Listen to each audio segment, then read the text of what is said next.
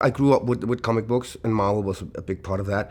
Doctor Strange somehow has been under the radar for a lot of people, especially in Europe. I think it was much bigger in America.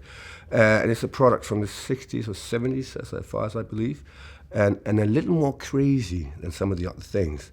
So I got my hands on a couple of copies a friend of mine is collecting, and I loved it, all of it. I think that in general, the story appealed to me, and we're dealing with a man, you and me, maybe a little brighter than us, a fantastic surgeon who has a touch of arrogance to him. And this arrogance is following through the first half of the film, and something terrible happens, and he has to confront his fears and his beliefs. And I thought that was a very, very human and brilliant way of describing a superhero, and let him start there and see where he goes. Well, the first encounter is once Stephen Strange hits the temple.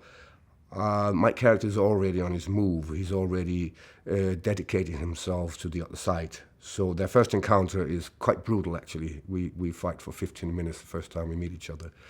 And it's a situation where Doctor Strange does not have his powers, and he is not as skillful a fighter as the rest of us at this point, because we've been there for 20 years. He's only been there for 9 months. So he's been thrown around a lot, actually, in these very chambers we're sitting in here. I think that most of us, we grew up with Marvel, right? And for us, we never really let them go. They were not a kid's thing. It was part of an art as well. And I think most of us see Marvel as a fantastic piece of art throughout the decades they've been doing, right? So for us to be in one of the films is not only a childhood dream, it's also an adult dream, because the stories are wider than just entertaining in the sense of entertaining kids. They are dealing with big questions. You know, who am I? What is the universe? Good and evil. And those are, as always, some of the best stories. I think he's a perfect choice in the sense that this is a man that transformed from one thing to another, and Benedict possesses both things. He can be very physical and very direct, but he can also be very intellectual, and he can also play very arrogant. And this character has a fair amount of arrogancy in the beginning of the film, and I think that's perfect for the character. And his journey is obviously to figure out what purpose that is serving, this arrogance.